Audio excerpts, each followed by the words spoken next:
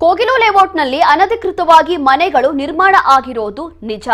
ಬಡವರು ಇದ್ದಾರೆ ಅಂತ ಹೇಳಿ ಮಾನವೀಯತೆ ದೃಷ್ಟಿಯಿಂದ ಸುಮ್ಮನೆ ಇದ್ರು. ಬಹುಶಃ ಬಡವರು ಇದ್ದಾರೆ ಎಂದು ಮಾನವೀಯತೆ ವಿಷಯ ಬಂದಿದೆ. ಒತ್ತುವರಿ ತೆರವಿಗೆ ಸಚಿವ ಕೃಷ್ಣ ಬೈರೇಗೌಡ ಮೊದಲ ಪ್ರತಿಕ್ರಿಯೆ ಕೊಟ್ಟಿದ್ದಾರೆ. ಒತ್ತುವರಿ ತೆರವು ಮಾಡೋದು ಅನಿವಾರ್ಯ ಆಗಿತ್ತು. ಸರ್ಕಾರದ ಯೋಜನೆಯಲ್ಲಿ ಮನೆ ಕೊಡಲಾಗುತ್ತೆ. ಸರ್ವೆ ಮಾಡಿ ಕರ್ನಾಟಕದವರನ್ನ ಗುರುತಿಸಿ ಮನೆಗಳನ್ನ ಕೊಡ್ತೀವಿ ಅಂತ ಹೇಳಿದ್ದಾರೆ ಕಂದಾಯ ಸಚಿವರು. ಬೇರೆಯವರಿಗೂ ಮನೆಗಳನ್ನ ಕೊಡ್ತೀವಿ, ನಮ್ಮ ಕೆಲಸ ಏನು ಅಂತ ಜನ ನೋಡಿದ್ದಾರೆ ಅಂತ ಹೇಳಿದ್ದಾರೆ.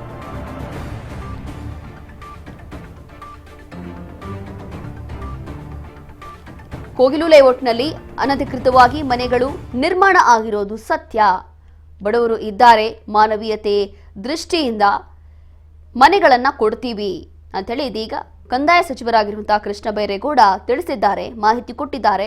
ಬಡವರೆಲ್ಲ ಇದ್ದಾರಲ್ಲಿ, ಹಾಗಾಗಿ ಮಾನವೀಯತೆಯ ವಿಷಯ ಬಂದಿದೆ. ಒತ್ತುವರಿ ತೆರವಿಗೆ ಸಚಿವ ಕೃಷ್ಣ ಬೈರೇಗೌಡ ಮೊದಲನೇದಾಗಿ ಇವತ್ತು ಹೇಳಿರುವಂಥದ್ದು, ವಿದೇಶ ಪ್ರವಾಸದಲ್ಲಿ ಇದ್ರು. ಇದೀಗ ವಿದೇಶ ಪ್ರವಾಸದಿಂದ ಬಂದ ನಂತರ ಮೊದಲನೇದಾಗಿ ಕೋಗಿಲು ಲೇಔಟ್ ವಿಚಾರಕ್ಕೆ ಸಂಬಂಧಪಟ್ಟಂತೆ ಮಾತನಾಡಿದ್ರು. ಈ ಸಂದರ್ಭದಲ್ಲಿ ಹೌದು, ಕೋಗಿಲು ಲೇಔಟ್ನಲ್ಲಿ ಅನಧಿಕೃತವಾಗಿ ಅಕ್ರಮವಾಗಿ ಮನೆಗಳನ್ನ ನಿರ್ಮಾಣ ಮಾಡಿಕೊಂಡಿದ್ರು ನಿಜ. ಆದರೆ ಅವರೆಲ್ಲರೂ ಕೂಡ ಬಡವರು, ಹಾಗಾಗಿ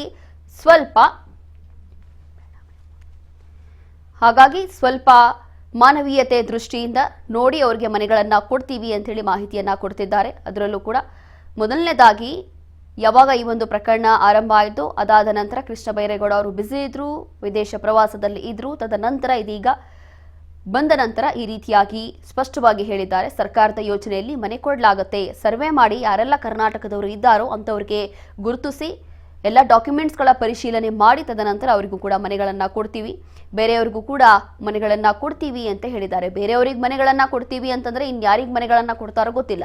ಒಂದು ಕರ್ನಾಟಕದವರಿಗೆ ಕೊಡಬೇಕು, ಮತ್ತೊಂದು ಇನ್ನುಳಿದಂಥವರು ಎಲ್ಲರೂ ಕೂಡ ವಲಸಿಗರು, ಬಾಂಗ್ಲಾದೇಶದವರು ಅನ್ನೋ ಮಾಹಿತಿ ಇದೆ. ಅವರಿಗೆಲ್ಲ ಹೇಗೆ ಮನೆ ಕೊಡ್ತಾರೆ ಗೊತ್ತಿಲ್ಲ, ಕೊಡ್ತಾರೋ ಇಲ್ವೋ ಅದು ಕೂಡ ಕನ್ಫರ್ಮ್ ಇಲ್ಲ. ಆಲ್ಮೋಸ್ಟ್ ಕೊಡೋ ಹಾಗೂ ಇಲ್ಲ, ಕೊಡೋದು ಇಲ್ಲ. ಏನು ನಮ್ಮ ಕೆಲಸ ಏನು ಅಂತ ಹೇಳಿ ಜನ ನೋಡಿದ್ದಾರೆ. ಹಾಗಾಗಿ ಆ ಒಂದು ನಂಬಿಕೆ ಇದೆ. ಯಾರೆಲ್ಲ ಬಡವರಿದ್ದಾರೆ ಅಥವಾ ಯಾರೆಲ್ಲ ಅರ್ಹರಿದ್ದಾರೋ ಅಂತವರ ಕೈ ಹಿಡಿತೀವಿ ಅಂತ ಹೇಳಿ ಇದೀಗ ಕಂದಾಯ ಸಚಿವರು ಮಾಹಿತಿ ಕೊಟ್ಟಿದ್ದಾರೆ.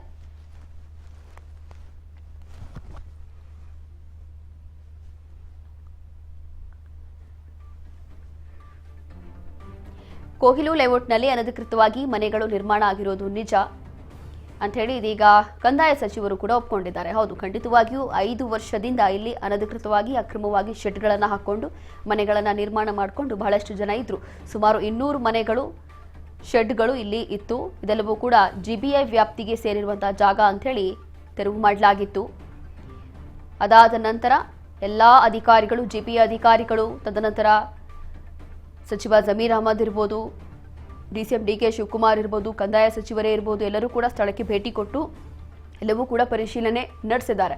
ಅದರಲ್ಲೂ ನೋಡಿ, ಇತ್ತೀಚೆಗಷ್ಟೇ ನಮ್ಮ ರಾಜ್ಯದಲ್ಲಿ ಈ ಒಂದು ಪ್ರಕರಣ ಕೇವಲ ರಾಜ್ಯ ಮಟ್ಟದಲ್ಲ, ರಾಷ್ಟ್ರ ಮಟ್ಟದಲ್ಲಿ ಸದ್ದಾಯಿತು. ಬೇರೆ ಬೇರೆ ದೇಶದವರು ಕೂಡ ಈ ಒಂದು ವಿಚಾರಕ್ಕೆ ಸಂಬಂಧಪಟ್ಟಂತೆ ಮಾತನಾಡ್ತಾ ಇದ್ರು. ಆ ಮಟ್ಟಕ್ಕೆ ಈ ಒಂದು ವಿಚಾರ ಸದ್ದಾಗ್ತಾ ಇತ್ತು. ಹಾಗಾಗಿ ಇದೀಗ ಶೀಘ್ರವೇ ನಿವಾಸಿಗಳಿಗೆ ಮನೆ ಸಿಗಲಿದೆ. ನೋಡಿ, ಬಳ್ಳಾರಿ ಬ್ಯಾನರ್ ಗಲಾಟೆಗೆ ಇದೀಗ ಮತ್ತೊಂದು ಟ್ವಿಸ್ಟ್ ಸಿಗ್ತಾ ಇದೆ. ಬಾಂಬ್ ನಿಷ್ಕ್ರಿಯ ದಳದಿಂದ ಬುಲೆಟ್ ಪತ್ತೆಯಾಗಿದೆ. ಜನಾರ್ದನ್ ರೆಡ್ಡಿ ಮನೆ ಮುಂದೆ ಮತ್ತೊಂದು ಬುಲೆಟ್ ಪತ್ತೆಯಾಗಿದೆ. ಬಳ್ಳಾರಿ ಬ್ಯಾನರ್ ಗಲಾಟೆಗೆ ಇದೀಗ ಮತ್ತೊಂದು ಟ್ವಿಸ್ಟ್. ಇದು ಬಾಂಬ್ ನಿಷ್ಕ್ರಿಯ ದಳದಿಂದ ಬುಲೆಟ್ ಪತ್ತೆಯಾಗಿದೆ. ಜನಾರ್ದನ್ ರೆಡ್ಡಿ ಮನೆ ಮುಂದೆ ಮತ್ತೊಂದು ಬುಲೆಟ್ ಪತ್ತೆ. ಜನಾರ್ದನ್ ರೆಡ್ಡಿ ಮನೆ ಮುಂದೆ 9mm ಬುಲೆಟ್ ಪತ್ತೆಯಾಗಿದೆ. ಬುಲೆಟ್ ಪತ್ತೆ ಮಾಡಿದೆ ಬಾಂಬ್ ಸ್ಕ್ವಾಡ್. ಬುಲೆಟ್ ಪತ್ತೆ ಹಚ್ಚಿರುವಂತಹ ಮಷೀನ್ ನಿಂದ ಪತ್ತೆಯಾಗಿರುವಂತಹ ಬುಲೆಟ್ ಇದು. ಫೋಟೋ ಚಿತ್ರೀಕರಣ ಮಾಡ್ತಾ ಇದ್ದಾರೆ FSL ಅವರು. ಇನ್ನು FSLಗೂ ಕೂಡ ರವಾನೆ ಮಾಡಲಾಗ್ತಾ ಇದೆ. ಅಧಿಕಾರಿಗಳು ಕೂಡ ಸ್ಥಳದಲ್ಲೇ ಇದ್ದಾರೆ, ಪರಿಶೀಲನೆ ನಡೆಸ್ತಾ ಇದ್ದಾರೆ. ಏನ್ ಬುಲೆಟ್ ಪತ್ತೆ ಆಗಿದೋ ಅದನ್ನ FSLಗೆ ರವಾನೆ ಮಾಡಲಿಕ್ಕೆ ಮುಂದಾಗಿದ್ದಾರೆ. ಬುಲೆಟ್ ಪತ್ತೆಯಾದ ಸ್ಥಳ ಹಾಗೂ ರಸ್ತೆಗಿರುವಂತಹ ಬ್ಯಾರಿಕೇಡ್ನಿಂದ ಅಳತೆ ಕೂಡ ಮಾಡ್ತಿದ್ದಾರೆ. ಜಾಗ ಅಳತೆ ಮಾಡ್ತಾ ಇರುವಂತಹ ಅಧಿಕಾರಿಗಳು ಈ ಒಂದು ದೃಶ್ಯಗಳಲ್ಲಿ ಗಮನಿಸಬಹುದು. ಬುಲೆಟ್ ಎಷ್ಟು ದೂರದಿಂದ ಹಾರಿದೆ ಅಂತ ಹೇಳಿ ಅಳತೆ ಮಾಡ್ತಿದ್ದಾರೆ. ಅದರಲ್ಲೂ ಕೂಡ ಜನಾರ್ದನ್ ರೆಡ್ಡಿ ಅವರ ಮನೆ ಮುಂದೆನೇ ಇದೀಗ ಮತ್ತೊಂದು ಬುಲೆಟ್ ಪತ್ತೆ ಆಗಿರುವಂಥದ್ದು. ಬಾಂಬ್ ನಿಷ್ಕ್ರಿಯ ದಳದಿಂದ ಈ ಬುಲೆಟ್ ಅನ್ನ ಪತ್ತೆ ಮಾಡಿದ್ದಾರೆ. ಹಾಗಾಗಿ FSL ಟೀಮ್ ಅವರು ಹಾಗೂ ಅಧಿಕಾರಿಗಳು ಕೂಡಲೇ ಆ ಒಂದು ಸ್ಥಳಕ್ಕೆ ಧಾವಿಸಿ ಈ ಒಂದು ಬುಲೆಟ್ ಏನ್ ಪತ್ತೆ ಆಗಿದೆಯೋ ಈ ಬುಲೆಟ್ ಅನ್ನ ಇದೀಗ FSLಗೂ ಕೂಡ ಕಳಿಸ್ತಾರೆ. ಮೊದಲನೇದಾಗಿ ಅಳತೆ ತಗೊಳ್ತಾರೆ. ಅಳತೆ ತಗೊಂಡು ತದನಂತರ ಎಲ್ಲ ಫೋಟೋಗ್ರಾಫಿ ಚಿತ್ರೀಕರಣ ಮಾಡ್ತಾರೆ ಪ್ರತಿಯೊಂದು ಕೂಡ. ಅದಾದ ನಂತರ ಇದನ್ನ FSLಗೆ ಕಳಿಸ್ತಾರೆ. FSLಗೆ ಕಳಿಸಿದ ನಂತರ ಇದನ್ನ ಯಾರು ಯೂಸ್ ಮಾಡಿದ್ದಾರೆ ಅಥವಾ ಯಾವ ಒಂದು ಗನ್ ಇಂದ ಫೈರ್ ಆಗಿರ್ಬೋದು, ಹೇಗಾಯಿತು ಪ್ರತಿಯೊಂದು ಮಾಹಿತಿ ಆಲ್ಮೋಸ್ಟ್ FSL ಅಲ್ಲೂ ಕೂಡ ಗೊತ್ತಾಗ್ಬಿಡುತ್ತೆ. ಹಾಗಾಗಿ ಪೊಲೀಸರಿಗೆ ಬಹಳಷ್ಟು ಸುಲಭ ಆಗುತ್ತೆ FSL ಬರುವಂತಹ ರಿಪೋರ್ಟ್ನಿಂದ. ಹಾಗಾಗಿ ಇದೀಗ ಈ ಒಂದು ಬಳ್ಳಾರಿ ಬ್ಯಾನರ್ ಗಲಾಟೆ ಪ್ರಕರಣಕ್ಕೆ ಮತ್ತೊಂದು ಟ್ವಿಸ್ಟ್ ಅಂತ ಹೇಳ್ಬೋದು. ಒಂದೊಂದೇ ಹಂತದಲ್ಲಿ ಈ ಒಂದು ಪ್ರಕರಣ ಯಾವ ಕಡೆ ತಿರುಗ್ತಾ ಇದೆ ಅನ್ನೋದೇ ಕನ್ಫ್ಯೂಸ್ ಆಗ್ತಾ ಇದೆ. ಆ ಮಟ್ಟಕ್ಕೆ ಚರ್ಚೆ ಆಗ್ತಾ ಇದೆ, ಆ ಮಟ್ಟಕ್ಕೆ ಟ್ವಿಸ್ಟ್ಗಳು ಸಿಗ್ತಾ ಇದೆ ಈ ಒಂದು ಪ್ರಕರಣದಲ್ಲಿ.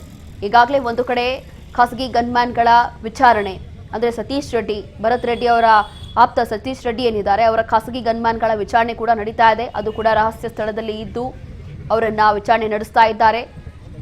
ಗುರುಚರಣ್ ಅವರ ಮನೆ ಅಂತಂದ್ರೆ ಗುರುಚರಣ್ ಕೂಡ ಒಬ್ಬ ಖಾಸಗಿ ಗನ್ಮ್ಯಾನ್. ಹಾಗಾಗಿ ಆಲ್ಮೋಸ್ಟ್ ಅವರ ಗನ್ನಿಂದಲೇ ಈ ಒಂದು ಫೈರಿಂಗ್ ಆಗಿದೆ, ಬುಲೆಟ್ ಫೈರ್ ಮಾಡಿದ್ದಾರೆ ಅನ್ನೋ ಆರೋಪ ಇದೆ. ಆ ಒಂದು CCTV ದೃಶ್ಯಗಳನ್ನು ಆಧರಿಸಿ ಪೊಲೀಸರು ಕೂಡ ತನಿಖೆ ನಡೆಸ್ತಾ ಇದ್ದಾರೆ. ತದನಂತರ ಅವರ ಮನೆ ಮೇಲೆ ಕೂಡ ದಾಳಿ ನಡೆಸಿ ಅಲ್ಲೂ ಕೂಡ ತಲಾಶ್ ನಡೆಸಿದ್ದಾರೆ. ಅಲ್ಲೂ ಕೂಡ ಗುರುಚರಣ್ ಅವರ ಮನೆಯಲ್ಲೂ ಕೂಡ ಒಂದಷ್ಟು ವಸ್ತುಗಳನ್ನು ಪೊಲೀಸರು ಸೀಸ್ ಮಾಡಿದ್ದಾರೆ. ಅಲ್ಲಿ ಏನೆಲ್ಲ ಸೀಸ್ ಮಾಡಿದ್ದಾರೆ ಅಥವಾ ನಿಜವಾಗ್ಲೂ ಕೂಡ ಇಲ್ಲಿ ಸತೀಶ್ ರೆಡ್ಡಿ ಅವರ ಖಾಸಗಿ ಗನ್ ಮ್ಯಾನೇ ಈ ಒಂದು ಗನ್ನನ್ನು ಫೈರ್ ಮಾಡಿದ್ರ, ಬುಲೆಟ್ ಅನ್ನ ಫೈರ್ ಮಾಡಿದ್ರ, ಇದು ಮಿಸ್ ಫೈರ, ನಿಜವಾಗ್ಲೂ ಕೂಡ ಮಿಸ್ ಫೈರ್ ಅಂತ ಹೇಳಿ ಆರೋಪ ಮಾಡ್ತಾ ಇದ್ರು. ಹಾಗಾಗಿ ಮಿಸ್ ಫೈರ ಅನ್ನೋ ಮಾಹಿತಿ ಈಗಲೂ ಕೂಡ ಇಲ್ಲ. ಇದೇ ವಿಚಾರಕ್ಕೆ ಸಂಬಂಧಪಟ್ಟಂತೆ ನಮ್ಮ ಪ್ರತಿನಿಧಿ ನಾಗರಾಜ್ ಮತ್ತಷ್ಟು ಮಾಹಿತಿಯನ್ನ ಕೊಡ್ತಾರೆ. ನಾಗರಾಜ್, ನೋಡ್ತಾ ಇದ್ದೀವಿ ಒಂದೊಂದೇ ಹಂತದಲ್ಲಿ ಒಂದೊಂದೇ ಟ್ವಿಸ್ಟ್ ಸಿಗ್ತಾ ಇರುವಂತಹ ಪ್ರಕರಣ ಬಳ್ಳಾರಿ ಬ್ಯಾನರ್ ಗಲಾಟೆ. ಇದೀಗ ಮತ್ತೊಂದು ಟ್ವಿಸ್ಟ್ ಅಂತಂದ್ರೆ ಇಲ್ಲಿ ಜನಾರ್ದನ್ ರೆಡ್ಡಿ ಅವರ ಮನೆ ಮುಂದೆನೆ ಬುಲೆಟ್ ಪತ್ತೆ ಆಗಿರುವಂತದ್ದು. ಸೊ ಏನಿದೆ ಹೆಚ್ಚಿನ ಮಾಹಿತಿ? ಅಲ್ಲಿರುವಂತಹ ಸದ್ಯಕ್ಕೆ ಪೊಲೀಸರು ಏನ್ ಹೇಳ್ತಿದ್ದಾರೆ?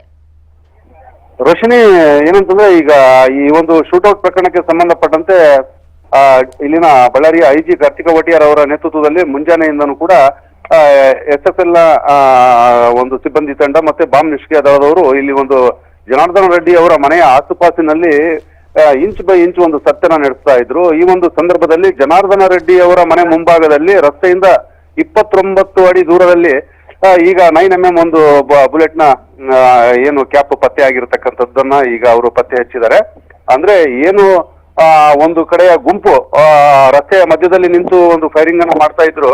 ಆ ಒಂದು ವಿಡಿಯೋ ವಿಜುವಲ್ ಅನ್ನ ಆಧರಿಸಿ ಆ ಸುತ್ತಮುತ್ತ ಅಲ್ಲಿ ಒಂದು ಶೋಧ ಕಾರ್ಯವನ್ನ ನಡೆಸಿದಂತ ಸಂದರ್ಭದಲ್ಲಿ ಬಾಂಬ್ ನಿಷ್ಕ್ರಿಯದ ಮೆಟಲ್ ಡಿಟೆಕ್ಟರ್ಗೆ ಆ ಒಂದು ಬುಲೆಟ್ ನ ಕ್ಯಾಪ್ ಈಗ ಲಭ್ಯವಾಗಿರ್ತಕ್ಕಂಥದ್ದು. ಈಗಾಗಲೇ ಸ್ಥಳ ಪರಿಶೀಲನೆ ಮತ್ತು ಹಾಜರು ಮಾಡಿದ್ದಾರೆ. ಈಗ 9mm ಬುಲೆಟ್ ಸಿಡಿದಿರ್ತಕ್ಕಂಥದ್ದು ಇದು ಯಾರ ಗನ್, ಯಾವ ಗನ್ಮೆನ್ದು, ಮತ್ತೆ ಇವರು ವಶಪಡಿಸಿಕೊಂಡಿರ್ತಕ್ಕಂಥ ಗನ್ನಲ್ಲಿ ಯಾವುದು ಇದು 9mm ಇದೆ ಅಂತಕ್ಕಂಥದ್ದನ್ನ ಈಗ ಕೂಲಂಕುಷವಾಗಿ ಈಗ ಪರಿಶೀಲನೆ ಮಾಡ್ತಾರೆ. ಆ ಗನ್ ಯಾರಿಗೆ ಸೇರಿರುತ್ತೆ, ಆ ಗನ್ಮೆನ್ ಯಾರಿದ್ದಾರೆ ಅವರನ್ನ ಈಗ ಮತ್ತೆ ಸತತ ಒಂದು ವಿಚಾರಣೆಗೆ ಒಳಪಡಿಸ್ತಾರೆ. ಒಟ್ಟಾರೆ ಬೆಳಿಗ್ಗೆಯಿಂದ ಆರಂಭವಾದಂತಹ ಏನು ಒಂದು ಈ ಒಂದು ಶೋಧನೆ ಕಾರ್ಯ ಈಗ ಕಡೆಗೂ ಯಶಸ್ಸು ಆಗಿರ್ತಕ್ಕಂಥದ್ದು. ಜನಾರ್ದನ್ ರೆಡ್ಡಿ ಅವರ ಗ್ಲಾಸ್ ಹೌಸ್ ನ ಮುಂಭಾಗದ ರಸ್ತೆಯಿಂದ 29 ಅಡಿ ಮುಂದೆ ಈ ಒಂದು ಬುಲೆಟ್ ಪತ್ತೆ ಆಗಿರ್ತಕ್ಕಂಥದ್ದು. ರೋಶಿನಿ, ನಾಗರಾಜ್, ನೋಡ್ತಾ ಇದ್ದೀವಿ ಈಗಾಗಲೇ 4 ದಿನ ಆಗಿದೆ ಈ ಒಂದು ಪ್ರಕರಣ ಆಗಿ. ಹಾಗಾಗಿ ಇಷ್ಟು ದಿನ ಇದೆಲ್ಲವೂ ಕೂಡ ಪತ್ತೆ ಆಗಿಲ್ಲ. ಇವತ್ತು ಹೇಗೆ ಈ ಒಂದು ಬುಲೆಟ್ ಪತ್ತೆ ಆಯ್ತು ಪೊಲೀಸ್ ಅವ್ರಿಗೆ ಅಂತ? ಇಷ್ಟು ದಿನ ಯಾವುದೇ ತನಿಖೆ ನಡೆಸಿಲ್ವಾ, ಯಾವುದೇ ಒಂದು ಪರಿಶೀಲನೆ ನಡೆಸಿಲ್ವಾ? ಏನಂತಂದ್ರೆ ಈ ಒಂದು ಪ್ರಕರಣ ದಿನೇ ಗಂಭೀರತೆ ಪಡ್ಕೊಳ್ತಾ ಇದೆ. ಬಿಜೆಪಿಯ ರಾಜ್ಯ ನಾಯಕರು, ರಾಷ್ಟ್ರ ನಾಯಕರುಗಳು ಬಳ್ಳಾರಿಯ ಜನಾರ್ದನ್ ರೆಡ್ಡಿ ನಿವಾಸದ ಕಡೆ ಮುಖ ಮಾಡ್ತಾ ಇದ್ದಾರೆ. ಮತ್ತೆ ಸರ್ಕಾರದ ಮೇಲೆ ಒತ್ತಡವನ್ನ ಏರ್ತಾ ಇದ್ದಾರೆ. ಆ ಒಂದು ನಿಟ್ಟಿನಲ್ಲಿ ಏನಂತಂದ್ರೆ ಅವತ್ತು 2ನೇ ಬಾರಿ ಗಲಾಟೆ ಆದಂತ ಸಂದರ್ಭದಲ್ಲಿ ಸುಮಾರು 10ಕ್ಕೂ ಹೆಚ್ಚು ರೌಂಡ್ ಬುಲೆಟ್ಗಳು ಏನು ಸಿಡಿದವು, ಅವು ಯಾವ್ಯಾವ ಭಾಗದಲ್ಲಿ ಸಿಗ್ತವೆ ಮತ್ತೆ ಯಾರನ್ನ ಗುರಿಯಾಗಿಸಿಕೊಂಡು ಅವರು ಫೈರ್ ಮಾಡಿದ್ದಾರೆ ಅಂತಕ್ಕಂಥದ್ದು. ಯಾಕಂದ್ರೆ ಜನಾರ್ದನ್ ರೆಡ್ಡಿ ಅವರು ಈಗ ಆರೋಪ ಮಾಡಿರ್ತಕ್ಕಂಥದ್ದು ನನ್ನ ಸುಪಾರಿ ಕೊಟ್ಟು ನನ್ನನ್ನ ಅವರು ಕೊಲ್ಲಿಕ್ಕೆ ಪ್ರಯತ್ನ ಮಾಡಿದ್ರು, ನನ್ನ ಹತ್ಯೆ ಒಂದು ಸ್ಕೆಚ್ ಅನ್ನ ಮಾಡಿ ನನ್ನ ಮೇಲೆ ಬುಲೆಟ್ ಅನ್ನ ಹಾರಿಸಿದ್ರು ಅಂತಕ್ಕಂಥದ್ದನ್ನು ಮತ್ತು ಅವ್ರಿಗೆ ಸಿಕ್ಕಂತ ಬುಲೆಟ್ಗಳನ್ನು ಕೂಡ ಪೊಲೀಸರಿಗೆ ಅವ್ರಿಗೂ ಪ್ರೊಡ್ಯೂಸ್ ಮಾಡಿದ್ರು. ಹಾಗಾಗಿ ಇವತ್ತು ಈ ಒಂದು ಪರಿಶೋಧನೆ ಕಾರ್ಯ ನಡೀತಾ ಇರತಕ್ಕಂಥದ್ದು. ಅದರಲ್ಲಿ ಬಾಂಬ್ ನಿಷ್ಕ್ರಿಯ ಮತ್ತು ತಂಡದವರು ಯಶಸ್ಸನ್ನ ಸಾಧಿಸಿರ್ತಕ್ಕಂಥದ್ದು. ರೋಶಿನಿ, ಥ್ಯಾಂಕ್ ಯು ನಾಗರಾಜ್ ನಿಮ್ಮೆಲ್ಲ ಮಾಹಿತಿಗಾಗಿ.